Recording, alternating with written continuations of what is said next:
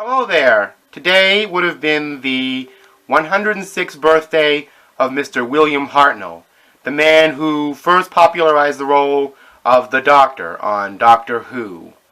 He died in 1975 of complications from what I believe was arteriosclerosis. But his legacy lives on, and there was even a TV movie on the BBC this year in tribute to Hartnell for the 50th anniversary called An Adventure in Space and Time.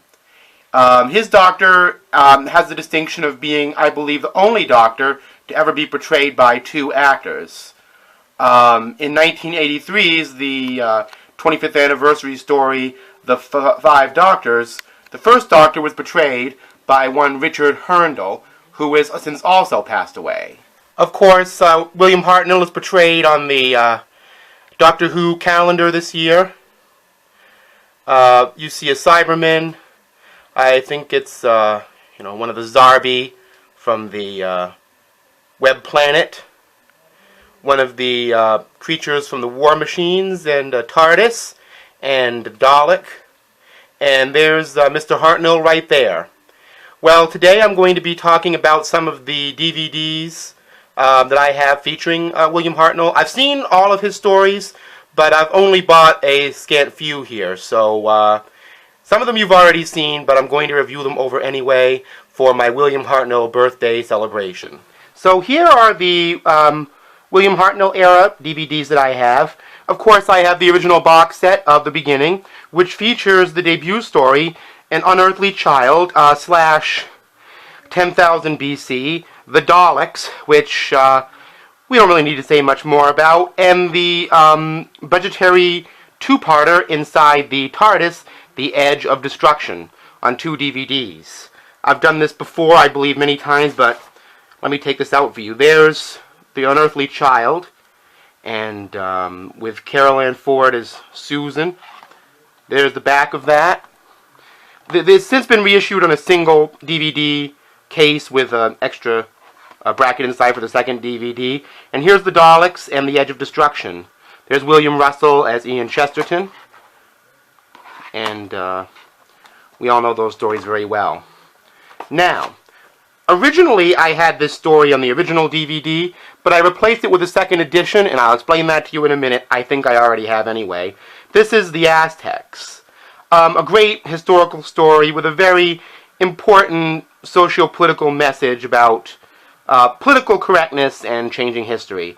And there's Barbara, disguised as the Aztec god. I love this cover art. The reason I bought this is because it contains a reconstruction of the lost episode Galaxy 4, the one with the Chumbleys, using stills, episode 3, which has been found, and some very interesting computer animation as well, so that includes that. I should also add on the Edge of Destruction DVD, which I just showed you, there's also a reconstruction using stills of the lost fourth story, Marco Polo, which is worth seeing. Anyway, next up we have The Reign of Terror. This has never actually been seen in America before, but 2 of the parts of this, I believe, had to be specially animated. That's 4 and 5. This is a 6-part serial about the Reign of Terror of Napoleon. Has some great acting, great costuming in it, very great story, very much worth seeing. One of the more recent Hartnell stories to be reissued. Next up is The Planet of Giants, which is a very compact 3-parter, probably whittled down from a 4-parter.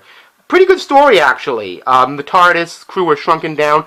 As a matter of fact, when people like Verity Lambert and Sidney Newman, the early people behind Doctor Who, were considering what would happen after the events of the Unearthly Child story, they were originally planning to have this one where they were shrunken down, but instead went for the 10,000 BC story, which you all know. Just a little historical tidbit that I learned later.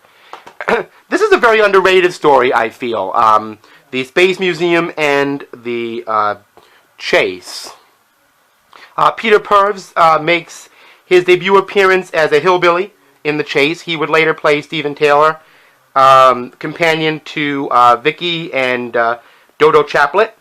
And the Space Museum is a very underrated episode where the Ian, Barbara, and Vicky and the Doctor find themselves as exhibits in a future time on some alien museum. Not only that, Vicky actually leads a revolution between two oppressed societies. So I find that a pretty good story. But the chase is more than worth it for this one. This DVD is currently out of print. I imagine a special edition is coming up soon. And this is one of the more famous William Hartnell Doctor Who's, because it indicates that there are others of his kind who actually have time machines as well. You should know the TARDIS is only the specific name of the Doctor's. His granddaughter Susan named that. And this is currently out of print, and it's fetching hundreds of dollars for those thinking of buying it on Amazon or whatever. But I got it cheaply used. It's called The Time Meddler. And this episode features a character called the Meddling Monk, actually another Time Lord. If you can seek it out on Netflix or whatever, I strongly suggest you do it or wait for the special edition. It's a really, really strong, an example of a historical story mixed with a sci-fi story.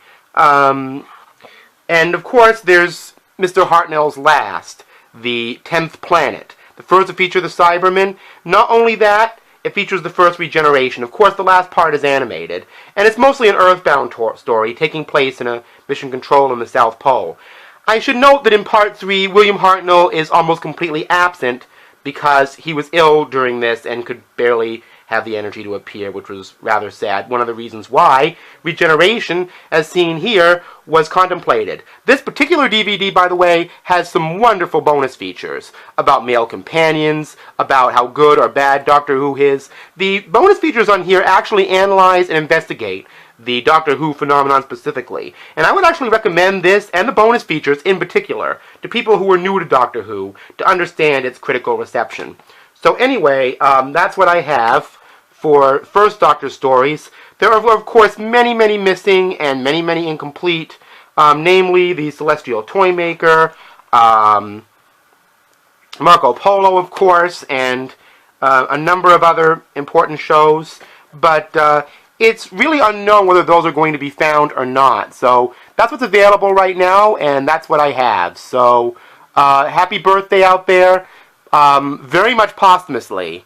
It's been about 29 years since William Hartnell passed away, and I wanted to wish all of you Whovians out there a very happy celebration. This is the first time the First Doctor's birthday has fallen after the 50th anniversary, so I thought it's apropos that I do my tribute this year. So everybody out there, enjoy this video, and enjoy your Doctor Who.